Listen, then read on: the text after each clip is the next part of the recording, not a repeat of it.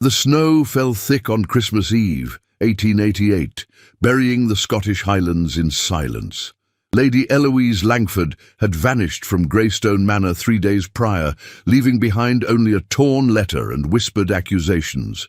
The Duke's siblings had ensured her humiliation was complete, their cruelty as sharp as the winter wind. But what they did not know, what no one knew, was that Eloise had fled to a forgotten bothy, a stone refuge where the mountains kept secrets.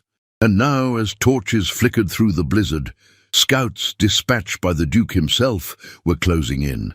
The question was not whether they would find her, but what truth would emerge when they did. If you're listening to this story, don't forget to click the like button, subscribe to the channel, and tell me in the comments from which part of the world you're listening to this story. I want to know how far it has traveled. Greystone Manor stood like a fortress against the wild beauty of the Scottish Highlands, its grey stone walls rising from the heather-clad moors with an authority that had endured for 3 centuries. Within its halls, tradition was not merely observed, it was venerated, demanded, enforced. Lady Eloise Langford had learned this truth intimately during the 6 months since her engagement to Lord Adrian Grayson, Duke of Strathmere, had been announced. Eloise was 22 years old, with auburn hair that caught the firelight like autumn leaves and eyes the colour of spring moss. Her beauty was undeniable, though she herself paid it little mind. She had been raised in Derbyshire, the youngest daughter of a minor baron whose estates bordered the Duke's southern holdings. The match had been arranged by their families when Eloise was barely 19, a strategic alliance that would merge lands and strengthen both bloodlines. She had accepted it with the dutiful grace expected of a gentlewoman, harbouring secret hopes that affection might grow where duty had planted seeds. But Greystone Manor was not the romantic haven of her youthful imaginings. It was a realm ruled by Adrian's siblings, Lady Margaret Grayson, the eldest at 31, and Lord Benedict Grayson, 2 years her junior. Both had remained unmarried, devoted entirely to preserving the Grayson name and fortune. They inhabited the manor like twin sentinels, their watchful eyes missing nothing, their tongues sharp with judgment. From the moment Eloise had arrived in September, Marguerite and Benedict had made their opinions clear through 1,000 small cruelties. They questioned her breeding, her education, her manners. They ridiculed her love of reading, calling it pretentious. They mocked her Derbyshire accent, imitating it at dinner until even the servants looked uncomfortable. They criticised her clothing, her embroidery, her piano playing, her conversation. Nothing she did met their standards for the future Duchess of Strathmere. Adrian himself was a mystery to Eloise. 35 years old, tall and distinguished, with dark hair silvering at the temples and grey eyes that revealed nothing, he was often absent on business. When present, he was courteous but distant, deferring to his siblings' judgments with alarming frequency. "Marguerite knows best about household matters," he would say, or "Benedict is right, you must learn our ways." He never once defended Eloise against their barbs, never questioned their authority over his own household. On this particular December morning, 3 weeks before Christmas, Eloise sat in the morning room, attempting to focus on her correspondence. Snow pressed against the windows, and a fire crackled in the hearth, but the warmth could not dispel the chill that had settled into her bones. Marguerite entered without knocking, her severe black dress rustling, her face set in its habitual expression of displeasure. "Still writing to your mother, I see," Marguerite said, her voice dripping with disdain. "You'll need to break that habit once you're married. A duchess has no time for provincial sentimentality." Eloise set down her pen with deliberate care. "My mother is not well, Lady Marguerite. I wish to keep her spirits up. Your mother is of no consequence to this family." Marguerite picked up a porcelain figurine from the mantelpiece, examining it with affected interest. "What is of consequence is the Christmas ball we are hosting next week. Every important family in Scotland will attend. You will be on display, Eloise, and you will not embarrass us." "I have no intention of embarrassing anyone." "Don't you?"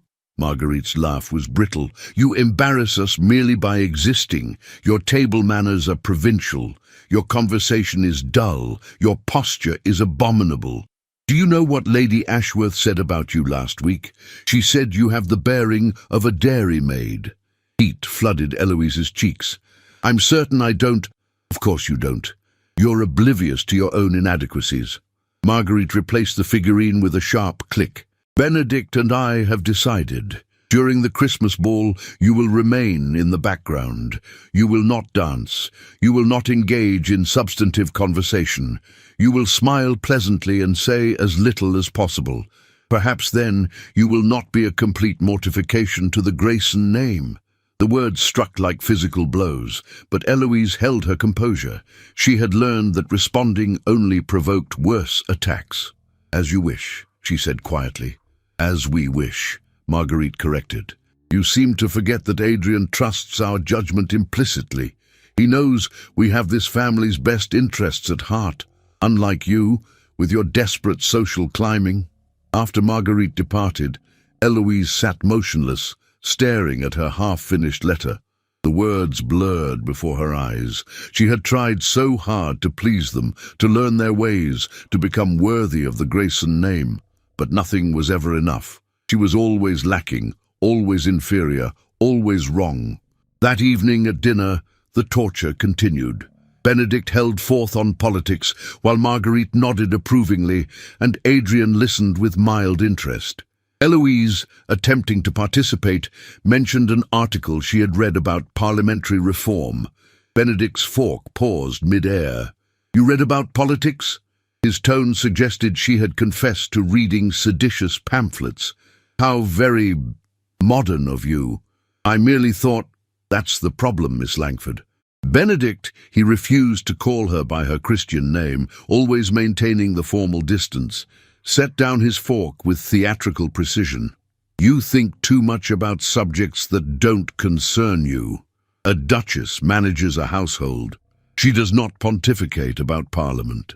"I wasn't pontificating, I was merely—" "Marguerite, perhaps you could provide Miss Langford with a list of appropriate reading material. Clearly her education has been incomplete." Adrian said nothing, cutting his meat with mechanical precision. Eloise looked at him, silently willing him to defend her, to say something, anything that acknowledged her humanity. But he merely nodded at Benedict's suggestion. Late that night, alone in her cold bedchamber, Eloise stood at the window watching snow fall across the moors. Somewhere beyond those mountains lay freedom, possibility, a life where she might be valued rather than diminished. But that life was as unreachable as the stars glittering above the storm clouds. The wedding was scheduled for January 15th. 6 weeks remained until she became the Duchess of Strathmere, locked forever into this golden cage. The thought filled her with a dread so profound it was almost physical. She did not know, as she stood there in the darkness, that events were already in motion that would shatter her carefully constructed resignation. That in 10 days' time, the Christmas ball would bring not dignity but devastation, that the prison she feared would crack open, revealing both the depths of human cruelty and the unexpected possibility of salvation. All she knew was the snow and the silence and the terrible loneliness of a woman unloved in a house that would never be home. The Christmas ball at Greystone Manor was the social event of the season, drawing aristocracy from across Scotland and northern England. For 3 days, servants had laboured to transform the manor into a vision of Yuletide splendour. The great ballroom glowed with hundreds of candles, their light reflecting off silver and crystal.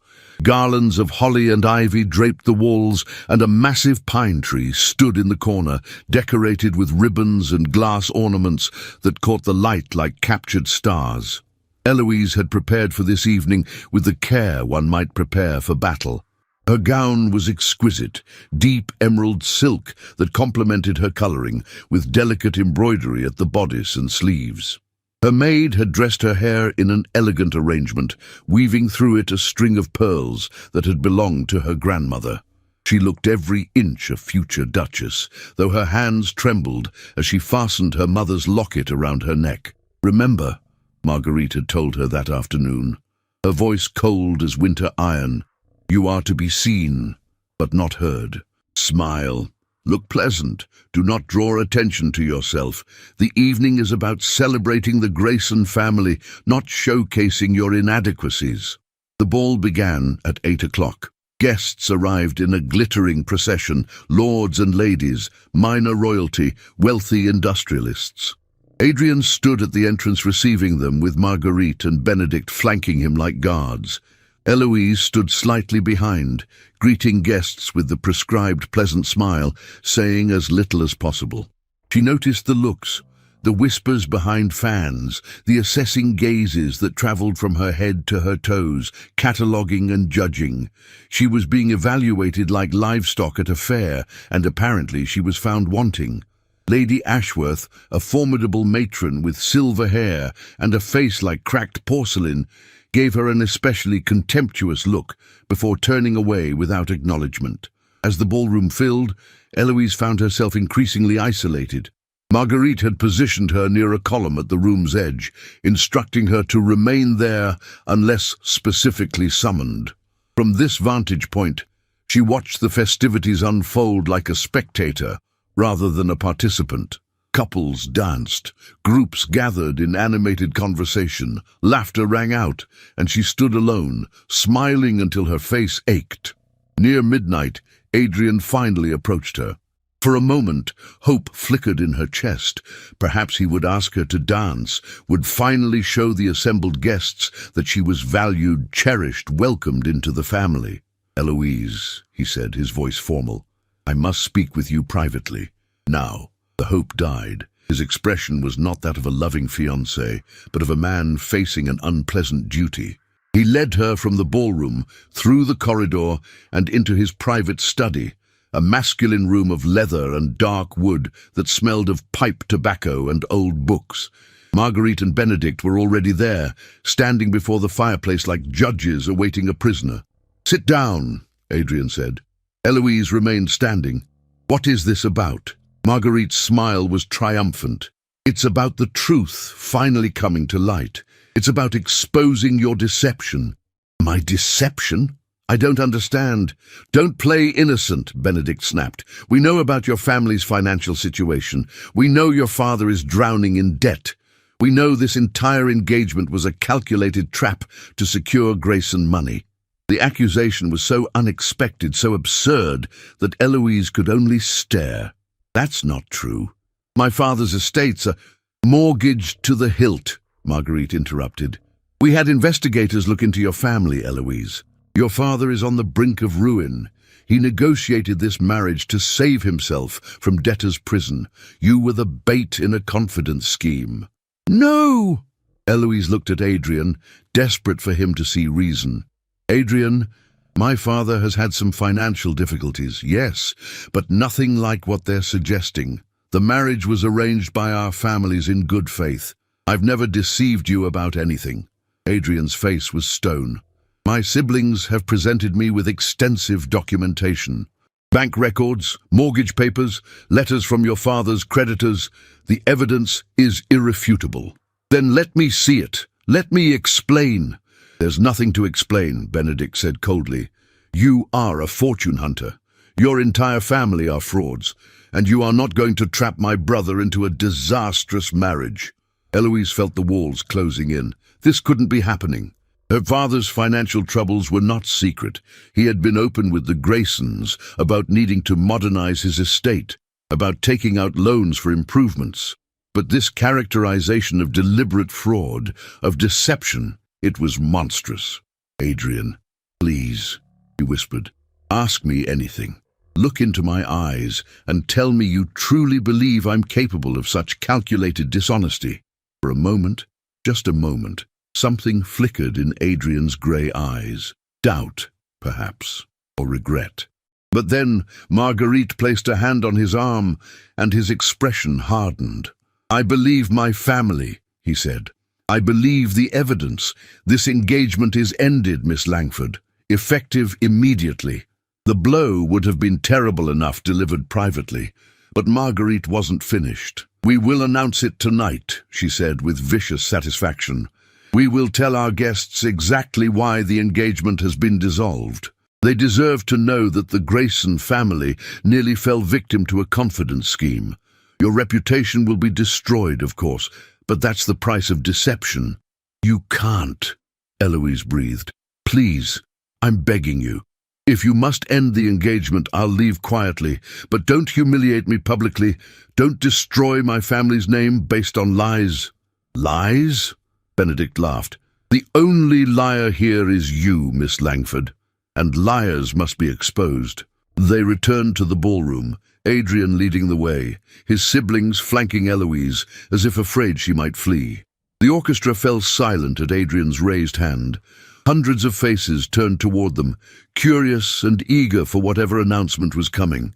Eloise's heart pounded so hard she thought it might burst from her chest.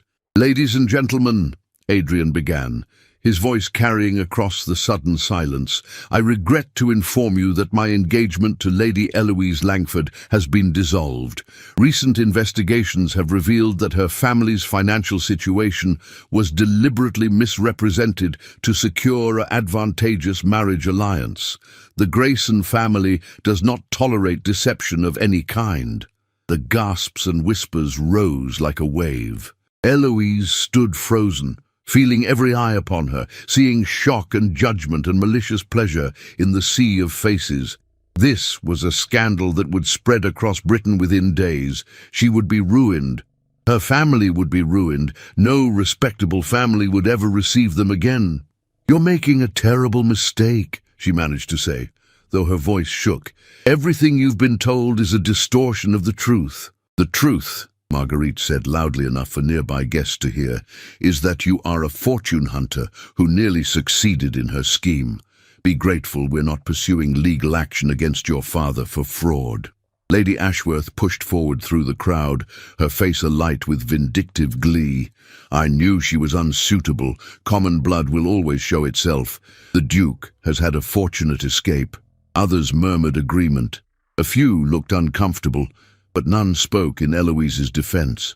She was alone, completely and utterly alone, exposed before the pitiless judgment of society. With what remained of her dignity, Eloise raised her head. "I will leave," she said quietly, "but know this. The truth will emerge eventually, and you, Adrian Grayson, will realize what you've lost." She turned and walked from the ballroom, her spine straight despite the trembling in her limbs. Behind her, the whispers exploded into excited conversation. She could hear them dissecting her, ripping apart her character and reputation with eager malice.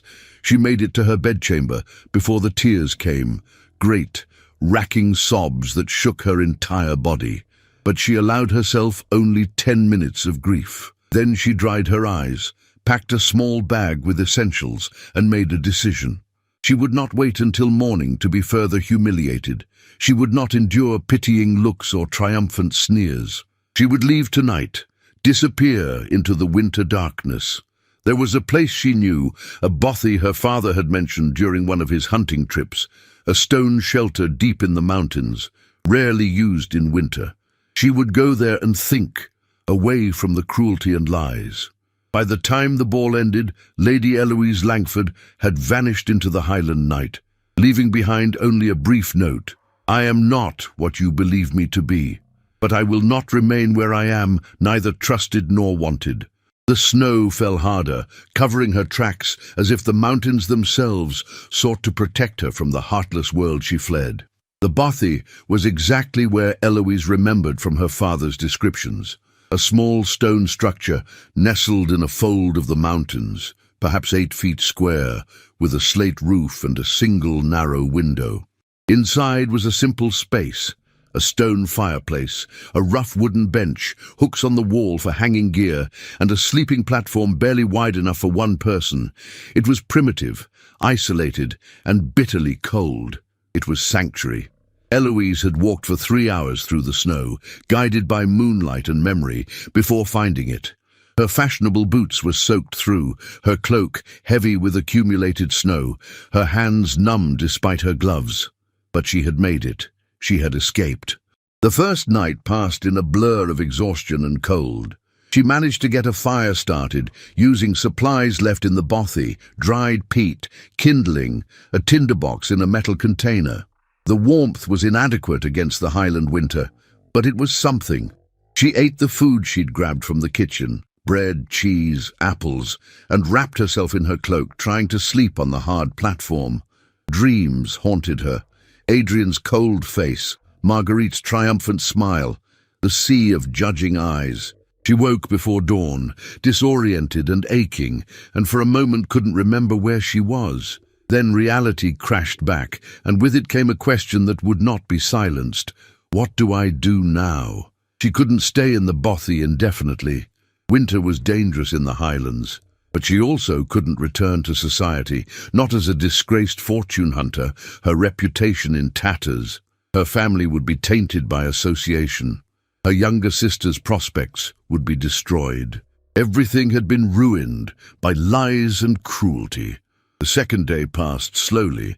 Eloise kept the fire burning, ate sparingly, and ventured out only briefly to gather more peat from the small store sheltered behind the bothy. The landscape was breathtaking in its desolation.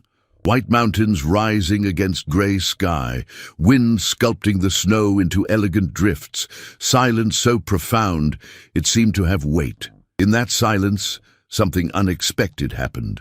Without the constant barrage of criticism and judgment, without the pressure to be someone she wasn't, Eloise's mind began to clear. She started to think beyond her humiliation to larger questions. Had she been wrong to accept the arranged marriage? She had told herself it was duty, that affection might grow. But had she ever truly wanted to marry Adrian? Or had she simply been following the path prescribed for women of her class? Marriage to a suitable gentleman, management of his household, production of heirs. Had she ever asked herself what she wanted? The question was revolutionary. What did Eloise Langford want? On the third day, she heard sounds outside, voices, footsteps, the crunch of snow under boots. Her heart leaped with fear. Had they found her already?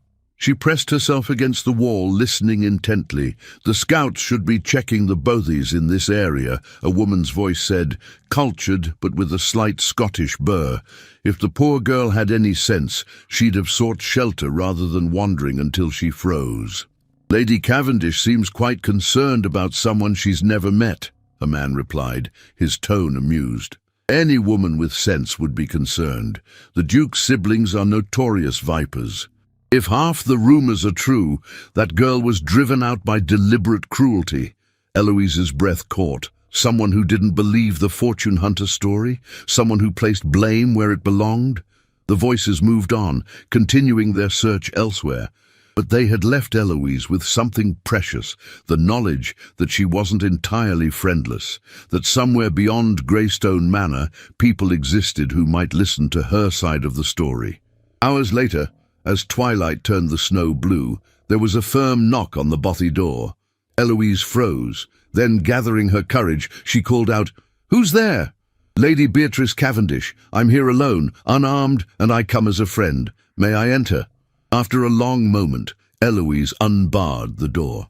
The woman who entered was perhaps 50 years old, handsome rather than beautiful, with iron-grey hair and keen hazel eyes that assessed Eloise with intelligence and sympathy. She wore a practical wool coat and sturdy boots, and she carried a basket. "You look half-frozen, child," she said briskly. "I've brought proper food, blankets, and some practical clothing. Let's get you warm before we talk." For the next hour, Lady Cavendish took charge with quiet efficiency. She built up the fire properly, using techniques that created more heat with less fuel. She produced from her seemingly bottomless basket hot tea in a flask, meat pies, warm bread, even a small pot of honey. She gave Eloise thick woolen stockings, a warm jumper, and a heavy shawl. And she talked, filling the small space with warmth and normalcy. "I live at Cairnmore, about 10 miles from Greystone," she explained. "I'm a widow. My husband died 8 years ago, and I've no children, which leaves me blessedly free to meddle in affairs that don't concern me, or rather shouldn't concern me, but which I make my concern nonetheless. Despite everything, Eloise found herself almost smiling. "Why would you concern yourself with me?" "Because I know the Graysons," Lady Beatrice said bluntly. "I knew their father, a cruel, pompous man who valued the family name above all else. I've watched Marguerite and Benedict grow into replicas of him, wielded like weapons to protect Grayson prestige. And I was at that ball, my dear. I saw how they orchestrated your public destruction. You believe I'm a fortune hunter, then?" "I believe nothing of the sort." Lady Beatrice poured more tea, pressing the warm cup into Eloise's hands. "I've known families with genuine financial difficulties and families running confident schemes. Your father is the former, not the latter. Yes, he has debts. What country baron doesn't after the agricultural depressions? But fraud, deliberate deception, nonsense. The Graysons wanted rid of you and found an excuse." The words were a balm to Eloise's wounded heart. "But why? I tried so hard to please them." "That's precisely why. You tried to fit into their mold, to become their puppet. But you have intelligence, spirit, opinions. Eventually those qualities would have emerged, would have challenged their absolute control over Adrian. Better, from their perspective, to destroy you before the wedding than risk you developing influence as the Duke's wife." Eloise had never considered this angle. She had blamed herself for failing to measure up. But what if the problem wasn't her inadequacy, but her potential? "What do I do now?" she asked quietly. "My reputation is ruined. My family will suffer for my disgrace. I can't go back, but I can't stay here." "No, you can't stay here. Winter in the Highlands is deadly." Lady Beatrice studied her intently. "But you can come to Cairnmore. Stay with me as my companion. Give yourself time to heal and decide your next steps without pressure or judgment." "Why would you take such a risk? Association with me will taint your reputation too." "My dear girl, I'm 56 years old, wealthy, independent, and give not one fig for what society thinks. The advantage of widowhood combined with financial security is the freedom to live by one's own rules." Lady Beatrice's expression softened. "You need sanctuary. I have a large house with very few inhabitants. The arrangement benefits us both." Eloise felt tears prick her eyes, not of grief this time, but of gratitude. "I don't know how to thank you. Accept the offer. That's thanks enough. Now, I need to return before dark, but I'll send scouts back tomorrow with a horse and warm clothes. They'll escort you to Cairnmore. In the meantime, use these supplies. Keep warm. And Eloise," she placed a gentle hand on the younger woman's shoulder, "stop believing what cruel people said about you. Their words reveal their character, not yours." After Lady Beatrice departed, Eloise sat before the fire, wrapped in the new blankets, eating the meat pie, and feeling for the first time in months that the future might hold something besides misery. She didn't know yet what path she would take, what kind of life she might build from the ruins of the old, but she knew she was no longer alone. The next morning, as promised, 2 of Lady Beatrice's men arrived with a sturdy Highland pony and a warm riding coat. They were respectful and kind, treating Eloise not as a disgraced woman, but as a lady deserving of courtesy. As she rode down from the mountains toward Cairnmore, Eloise looked back once at the bothy, that small stone refuge that had sheltered her through the worst days of her life. She had gone there broken and humiliated. She left it with the first fragile shoots of self-respect beginning to grow. What she didn't know was that even as she descended from the mountains, Adrian Grayson stood in his study at Greystone Manor, holding the reports his siblings had provided about Eloise's father, and noticing for the first time the subtle inconsistencies in the documents. The dates that didn't align, the suspicious uniformity of the handwriting, the convenient completeness of the supposed evidence. And for the first time since the Christmas ball, the Duke of Strathmere felt the cold touch of doubt. Cairnmore was everything Greystone Manor was not: warm, welcoming, filled with light and laughter. The house itself was smaller, a Georgian mansion of honey-coloured stone set in graceful parkland. But where Greystone felt like a fortress designed to intimidate, Cairnmore felt like a home designed for living. Lady Beatrice was a revelation. During the 3 weeks Eloise spent at Cairnmore, she discovered that her benefactress was not merely a kind widow, but a woman of formidable intellect and unconventional interests. Beatrice corresponded with scholars, attended lectures, supported women's education, and read voraciously on subjects ranging from natural philosophy to political economy. "Society tried to make me ornamental," Beatrice explained one evening as they sat in her library, surrounded by towering shelves of books. "Wanted me to be decorative and compliant, but I was born curious, and widowhood freed me to pursue knowledge without a husband's permission. It's been the happiest period of my life." The library became Eloise's sanctuary. She read everything Beatrice recommended: philosophy, history, scientific journals, reform literature. Her mind, starved for intellectual stimulation during the months at Greystone, opened like a flower to sunlight. She discovered she had opinions about labor conditions, about women's property rights, about education and poverty, and the responsibilities of the privileged class. "You have a sharp mind," Beatrice told her. "Don't waste it on embroidery and watercolors.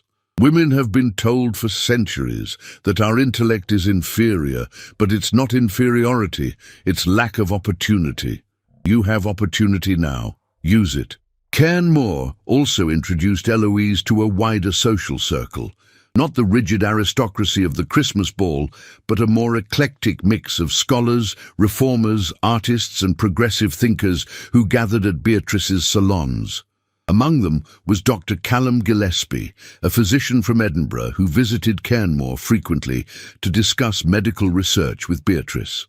Dr. Gillespie was 34 years old, tall and lean, with dark hair and striking blue eyes.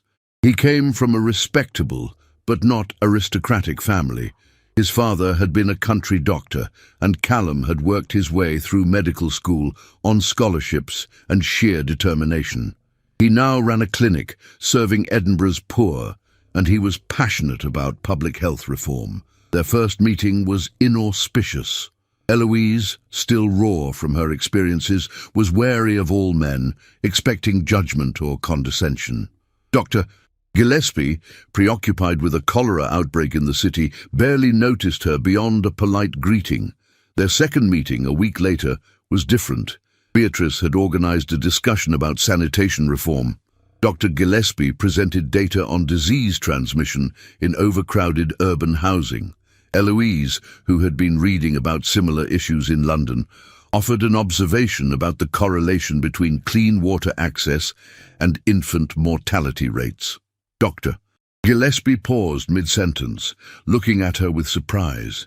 "That's precisely correct, Lady Langford. You're familiar with Edwin Chadwick's work. I've read his reports on sanitary conditions. The evidence is compelling. Most ladies of your class consider such topics unsuitable for female discussion. Most ladies of my class have been told that serious thought is unfeminine," Eloise replied with more spirit than she'd shown in weeks. "I'm discovering that's a lie designed to keep us ignorant and manageable." Dr. Gillespie's face broke into a genuine smile. "Lady Beatrice, you've found a fellow revolutionary." From that moment, a friendship began. Dr. Gillespie's visits to Cairnmore became more frequent, and he spent considerable time in conversation with Eloise. They discussed medicine, reform, philosophy, literature. He treated her as an intellectual equal, never patronizing or dismissive. He listened to her opinions, challenged her thinking, shared his experiences working with patients from all social classes. What Eloise appreciated most was his directness. When she finally told him about the broken engagement, he asked practical questions rather than offering empty sympathy. "Do you regret losing the marriage itself, or the humiliation of how it ended?" The question made her think. "The humiliation," she admitted. "I never loved Adrian. I'm not sure I even liked him." "The marriage was duty, not desire." "Then you've escaped a prison," Callum said simply. "The manner of escape was painful, but escape nonetheless. The question is, what will you do with your freedom?" Eloise didn't have an answer yet, but the question itself was empowering. In mid-January, Beatrice announced they would attend a lecture at the Edinburgh Philosophical Society. "It's on geological time and evolutionary theory," she said. "Controversial, fascinating, and absolutely not to be missed. We'll stay overnight in the city." Edinburgh in winter was a revelation. The ancient stone city rising in elegant terraces, the castle perched dramatically on its volcanic rock, the intellectual energy crackling through lecture halls and cafes. At the lecture, Eloise was absorbed by the presentation, by the audacious ideas about the age of the earth and the development of species. Around her, men and women engaged in spirited debate, and for the first time in her life, she felt part of something larger than social propriety and family duty. As they left the lecture hall, a familiar voice called out, "Lady Beatrice, what an unexpected pleasure." Eloise turned and felt her stomach drop. There, emerging from a carriage, were Adrian Grayson, Marguerite, and Benedict. Behind them, smirking triumphantly, was a young woman Eloise recognized, Charlotte Hartwick, a distant cousin of the Graysons who had been notably friendly with Benedict at the Christmas ball. "Your Grace," Beatrice said coolly, "I wasn't aware you had interest in natural philosophy." "We're in Edinburgh for the winter season," Marguerite replied, her eyes fixing on Eloise with malicious delight. "How fascinating to find you here, Miss Langford. I'd have thought you'd be hiding in shame after your disgrace." Eloise felt the old panic rising, but Callum Gillespie, who had accompanied them from the lecture, stepped smoothly to her side. "Lady Langford's only disgrace is that she wasted even 6 months on people incapable of recognizing her worth," he said pleasantly. "But then, some require keener vision than others." Adrian's gaze moved between Eloise and Callum, his expression unreadable. "Dr. Gillespie," he said stiffly, "I didn't know you were acquainted with Miss Langford." "I have the honor of Lady Langford's friendship," Callum replied, deliberately using her proper title. "We share interests in medical and social reform. She has quite a brilliant mind, but then, you wouldn't know that, would you? You were too busy listening to poisonous counsel." Marguerite's face flushed with anger. "How dare you?" "Lady Beatrice," Adrian interrupted, ignoring his sister. "Might I have a word in private? With Miss Langford, I mean." "No," Beatrice said flatly. "You may not. You relinquished any right to private conversation when you publicly humiliated her. I have something important to discuss. Then discuss it publicly, as you did your accusations," Eloise said, finding her voice. She was surprised by her own steadiness. The man who had seemed so imposing at Greystone now appeared diminished, uncertain. Adrian hesitated, clearly uncomfortable with the audience. "I've discovered irregularities in the reports about your father's finances. The documents may have been altered to present a misleading picture." The admission hung in the cold air. Eloise felt a hot surge of vindication followed quickly by rage. "May have been. They were falsified, Your Grace. Your siblings manufactured evidence to destroy my reputation because I wasn't sufficiently subservient to their control.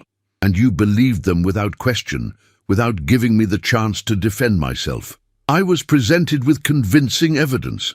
You were presented with lies, and you accepted them because they were convenient." Eloise's voice shook, but she continued. "You never wanted a wife, Adrian. You wanted a puppet. Someone who would defer to Marguerite and Benedict, who would never challenge the Grayson way of doing things, who would disappear into the background and make no demands. The moment they convinced you I might be capable of independent thought, you were relieved to have an excuse to be rid of me." Benedict stepped forward, his face dark with anger. "You forget yourself, Miss Langford." "No, Lord Benedict. I've finally remembered myself. I'm not the fortune hunter you painted me as. I'm not the inadequate provincial embarrassment you claimed I was. I'm an intelligent woman who deserves respect, honesty, and kindness, qualities none of you were capable of providing." Charlotte Hartwick, who had been watching with obvious pleasure at the confrontation, chose this moment to slip her hand through Benedict's arm in a gesture of possessive intimacy. The message was clear. Eloise had been replaced, both in Adrian's marriage plans and in the family's favor. "Come," Beatrice said, placing a protective hand on Eloise's shoulder. "We have better places to be and better company to keep." As they turned to leave, Adrian called out, "Eloise, please, let me make amends. I can restore your reputation, issue a public retraction." She looked back at him, this man who had been briefly her fiancé, who had stood silent while his siblings destroyed her. "Some things, once broken, cannot be mended, Your Grace. Restore your own conscience if you can, but leave me in peace." They walked away through the Edinburgh evening, leaving the Graysons standing in awkward silence. Eloise's heart pounded, but beneath the fear was something new and precious: pride.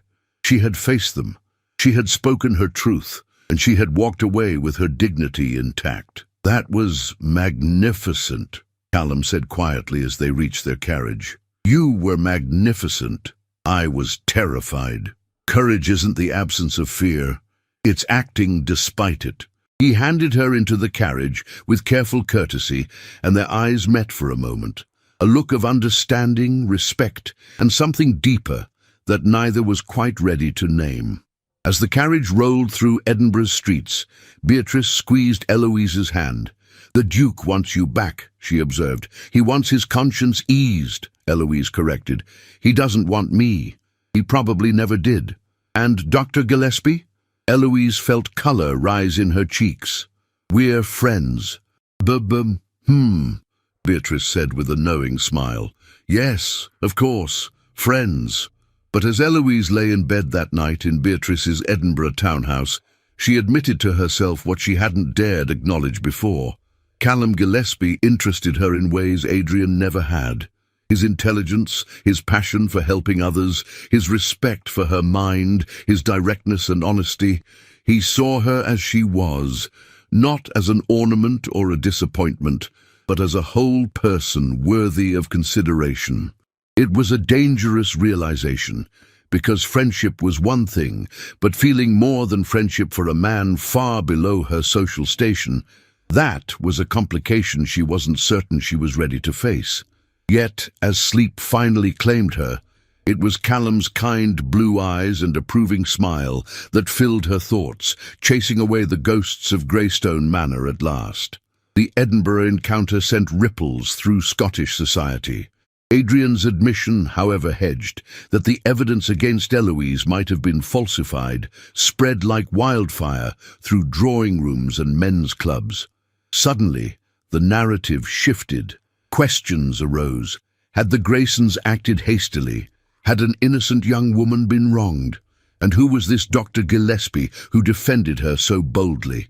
At Greystone Manor, the atmosphere was poisonous. Adrian had demanded to see the original financial documents. Under close examination, the fraud became apparent. Dates altered, signatures forged, entire pages fabricated to paint the worst possible picture of Baron Langford's situation. The actual documents, when properly investigated, showed a man with manageable debts, not fraudulent intent. "You lied to me," Adrian said to his siblings, his voice tight with suppressed fury. "You manufactured evidence to destroy an innocent woman's reputation." Marguerite remained defiant. "She was wrong for this family, unsuitable. We protected you from a disastrous marriage." "You protected yourselves from losing control," Adrian countered. "You couldn't stand the thought that my wife might have influence, might challenge your authority in this house. So you destroyed her." Benedict's face was stone. "We did what was necessary to preserve the Grayson name. You've tarnished it beyond recognition." Adrian turned away from them, staring out at the winter landscape. "Society is already questioning our actions. If the full extent of your deception becomes known, we'll be ruined. Not Eloise, us." "Then don't let it become known," Marguerite said coldly. "Offer Miss Langford a financial settlement. Buy her silence. Marry her if you must, though God knows she's proved herself ungrateful and disobedient." "Marry her?" Adrian's laugh was bitter. "After what we did to her, she'd rather die, and I wouldn't blame her." For the first time, the Duke of Strathmere was seeing clearly. He had never loved Eloise, that was true, but he had been complicit in cruelty, and the weight of that guilt was crushing. He had a choice now. He could minimize the damage to the Grayson reputation through careful social maneuvering and strategic silences. Or he could do the right thing, publicly acknowledge the wrong, and face the consequences. It took him 3 weeks to make his decision. In mid-February, a formal letter arrived at Cairnmore. Adrian requested permission to call on Eloise, not to press his suit but to offer proper apology and restitution. Beatrice showed Eloise the letter. "Do you want to see him?" she asked. Eloise considered. Part of her wanted to refuse, to punish him with silence, but another part, the part that was growing stronger under Beatrice's guidance, wanted closure.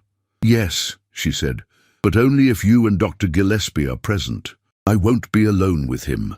Adrian arrived on a grey February afternoon, looking haggard. The confident Duke of the Christmas ball had been replaced by a man carrying visible shame.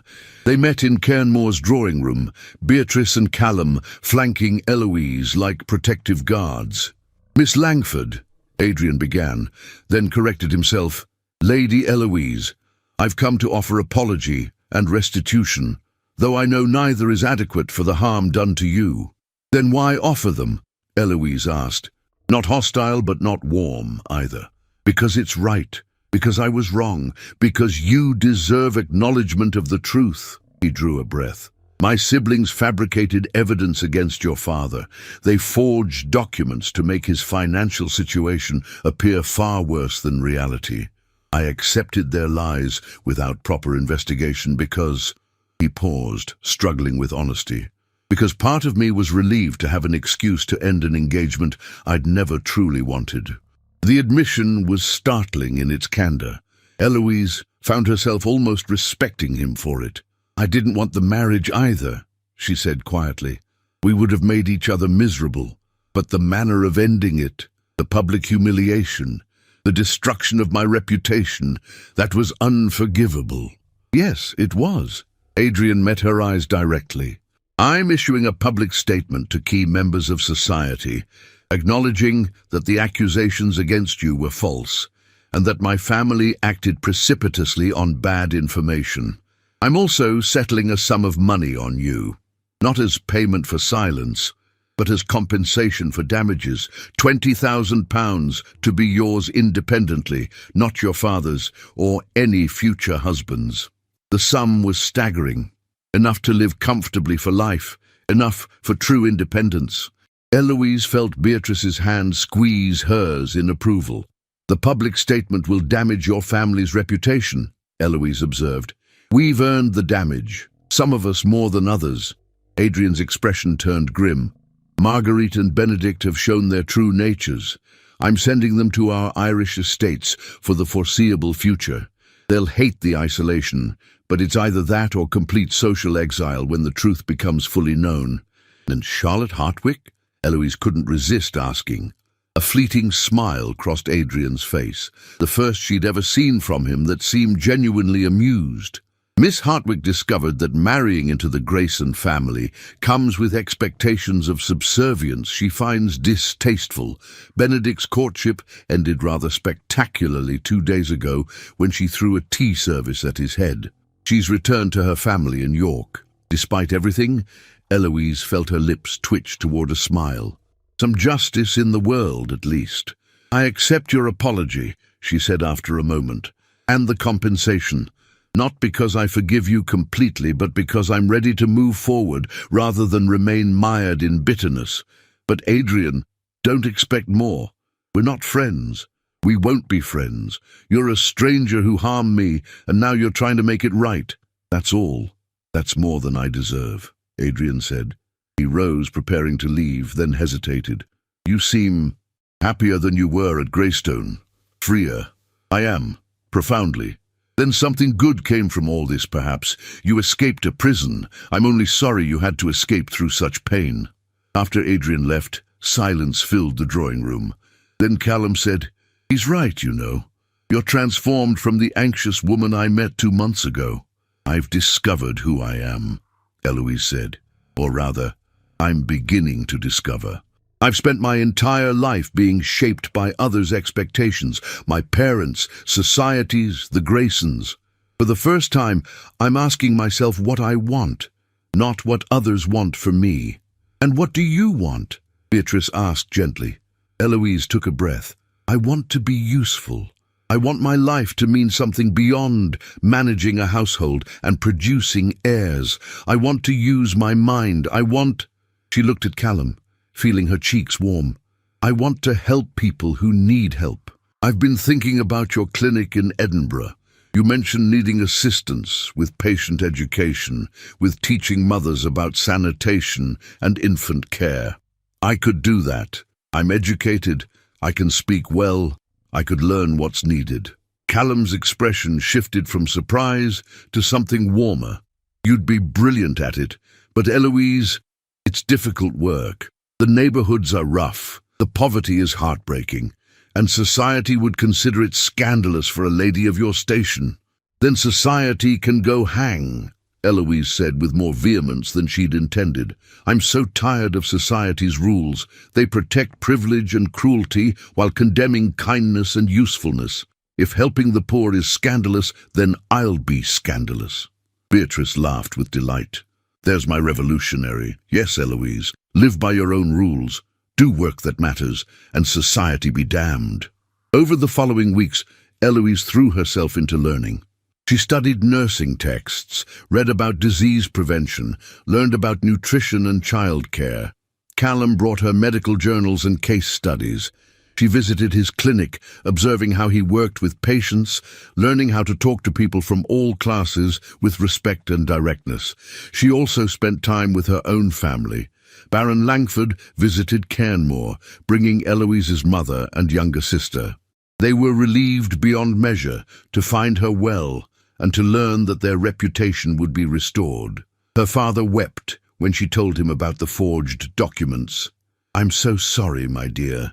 If I'd been more prosperous, none of this would have happened. No, Papa. If the Graysons had been more honest and kind, none of this would have happened. Your financial situation was not shameful. Their cruelty was. Her younger sister, Amelia, only 18 and about to have her own debut season, listened to Eloise's transformation with wide eyes. Aren't you afraid, she asked, of breaking with convention, of being different? Terrified, Eloise admitted, but more afraid of spending my life pleasing others while losing myself. In early March, Callum asked Eloise to walk with him in Cairnmore's gardens. The weather was turning, hints of spring in the air, snowdrops pushing through the last patches of snow. They walked in companionable silence for a while before Callum spoke. I need to tell you something, he began, his voice uncharacteristically hesitant. I've come to care for you, Eloise.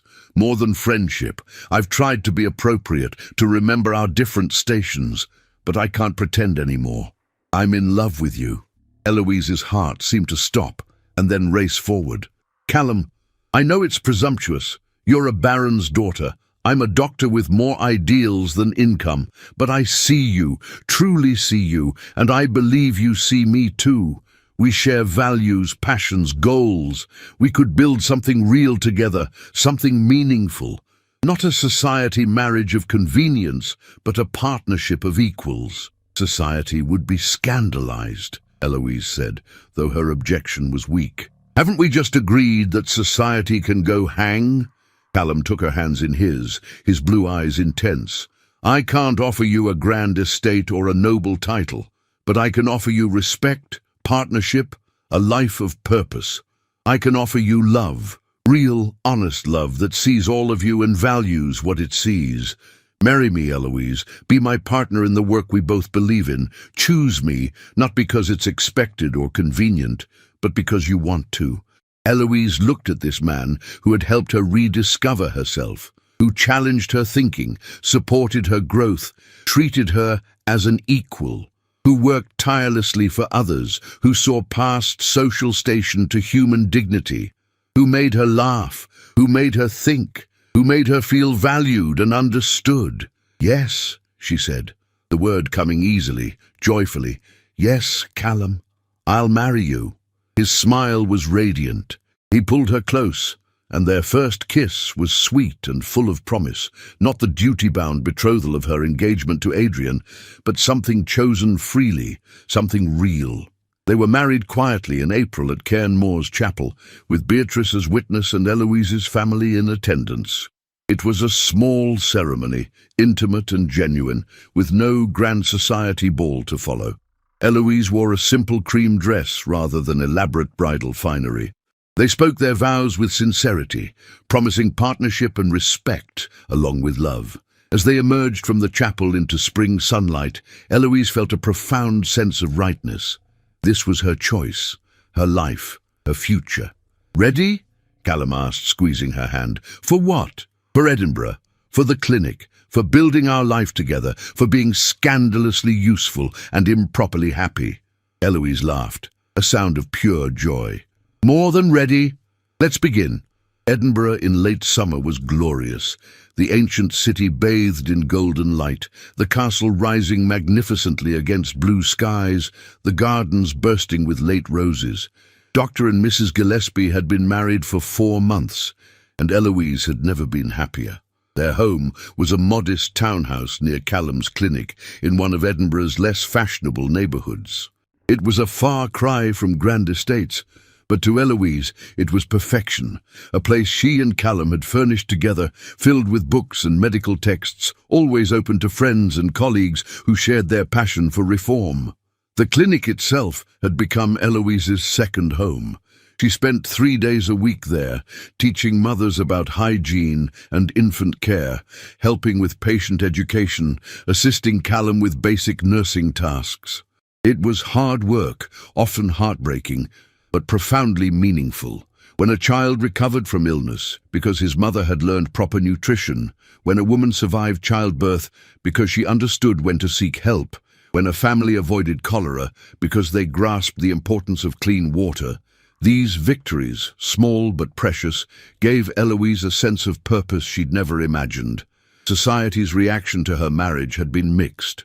The more progressive elements of Edinburgh's intellectual circles embraced them warmly. The traditional aristocracy was scandalized. A baron's daughter married to a mere doctor, working in a clinic among the poor. It was precisely the sort of scandalous behavior Marguerite Grayson had predicted, though not in the way she'd intended. Eloise found she didn't care. The opinions of people who valued propriety over compassion had lost their power over her.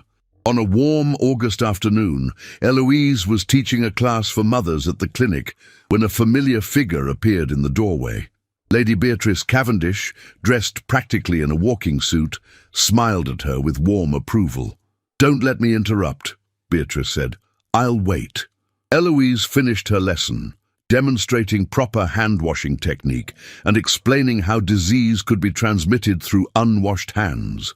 The women in her class, initially skeptical of a lady lecturing them, had come to trust her because she treated them with genuine respect, never condescending, always listening as much as teaching. After the class dispersed, Eloise embraced Beatrice warmly. "What brings you to Edinburgh?" "You, primarily. I wanted to see how you were flourishing." Beatrice looked around the modest clinic, the worn but clean floors, the simple treatment rooms, the waiting area filled with people from all classes. "This is your kingdom now. How different from Greystone Manor." "Different and better," Eloise said emphatically. "Every day I do something useful here. Every day I help someone. I've never felt so alive, so purposeful." They walked to a nearby tea shop, a respectable establishment where even a lady could take refreshment without scandal. Over tea and cakes, Beatrice shared news of the wider world. "Adrian Grayson is still unmarried," she reported. "Marguerite and Benedict remain exiled to Ireland, apparently making everyone there miserable with their demands and criticisms. The Duke has become something of a recluse, focusing on estate management and avoiding society. I think your escape taught him uncomfortable truths about himself. Do you think he's changed?" "Perhaps. But change without someone to practice it on is rather theoretical, isn't it?" Beatrice sipped her tea thoughtfully. "Charlotte Hartwig did marry, by the way. A wealthy industrialist from Manchester. They say she runs the household with an iron fist, and her husband dotes on her every whim. Perhaps she found her proper match after all. Eloise felt a distant pang of something, not jealousy, but a ghost of her old life. That could have been her fate, married to Adrian, struggling against Marguerite and Benedict's control, slowly losing herself. Instead, she had this: work, purpose, love, freely chosen. "And you?" Eloise asked. "Are you well?" "Very. I've been working with a group advocating for women's education. We're trying to establish scholarship funds for girls from poor families who show academic promise. It's satisfying work." Beatrice's eyes sparkled. "I've also decided to write a book, a memoir of sorts, combined with essays on women's independence. My publisher is horrified and fascinated in equal measure. It will be brilliant and controversial. The best books always are." That evening, Callum returned from house calls to find Eloise in their small garden, reading a medical journal by fading sunlight. He sat beside her on the bench, pulling her close. "How was your day, Dr. Gillespie?" she asked. "Long, rewarding. We saved a child who'd swallowed caustic liquid. I thought we might lose him, but he'll recover." He kissed her temple. "How was yours, Mrs. Gillespie?" "Equally rewarding. I think I'm finally understanding how to reach the mothers who are most resistant to new ideas. It's about listening first, not lecturing, building trust before sharing knowledge. You're a natural teacher and healer in your way." They sat in comfortable silence, watching twilight settle over Edinburgh. Eloise thought about the woman she'd been a year ago, anxious, diminished, trying desperately to please people who would never be satisfied. That woman seemed like a stranger now. "Do you ever regret it?" Callum asked, as if reading her thoughts. "Giving up the chance to be a duchess, the wealth, the status?" "Never. Not for a moment." Eloise turned to face him, cupping his cheek with her hand. "I'd rather be your wife, working in the clinic, making a real difference, than living in a gilded cage of propriety and pretense. This life is real, Callum. It matters. We matter. Not because of our titles or our wealth, but because of what we do, how we treat people, the difference we make." "I love you," he said simply. "And I love you. More than I knew it was possible to love someone." In September, a letter arrived from Adrian Grayson. Unexpected but not unwelcome, he wrote that he had finally taken full control of his household, that Marguerite and Benedict would not be returning from Ireland. He had begun implementing reforms on his estates, improving conditions for his tenants, establishing a school for workers' children. He acknowledged that Eloise's accusations had been entirely accurate. He had been a puppet controlled by his siblings, too weak to stand for what was right. "I don't expect forgiveness," he wrote, "but I wanted you to know that your courage in leaving showed me the price of cowardice. I'm trying to be better, though I fear it's too late for personal happiness. That ship sailed when I failed to defend you, but perhaps I can be useful if not happy. Perhaps that's enough." Eloise showed the letter to Callum. "Should I respond?" "If you want to, not out of obligation, but if you genuinely wish to." She thought about it for several days, then penned a brief reply. She acknowledged his efforts at reform, encouraged him to continue, and wished him well. She didn't offer friendship. The wounds had healed, but the scars remained. But she offered closure. "I've found happiness," she wrote. "Real, chosen happiness, with a man who sees me as an equal and partner. I hope you find peace, if not the same joy. The past is behind us both. Let's leave it there." By October, Eloise discovered she was pregnant. The news filled her with excitement and trepidation in equal measure. She would have to reduce her hours at the clinic as her pregnancy advanced, but Callum assured her they would manage. They were building a family now, along with building a life of purpose. "We'll raise our children to value compassion over status," Callum said, his hand resting gently on her still flat belly. "To see the humanity in everyone, regardless of class. To use whatever privileges they have in service of others. And to make their own choices," Eloise added. "To live authentically rather than according to others' expectations. Especially that." On Christmas Eve, 1 year exactly since her flight from Greystone Manor to the Highland bothy, Eloise and Callum hosted a gathering at their Edinburgh home. Beatrice came, along with several colleagues from the clinic, reform-minded friends, and Eloise's family. It was a modest celebration compared to the grand Christmas ball of the previous year, but it was filled with genuine warmth, laughter, and affection. As midnight approached, Eloise slipped away to the window, looking out at Edinburgh's lights twinkling in the winter darkness. She thought about that desperate woman who had fled into the snow 1 year ago, broken and humiliated, not knowing what future awaited her. If she could speak to that woman now, what would she say?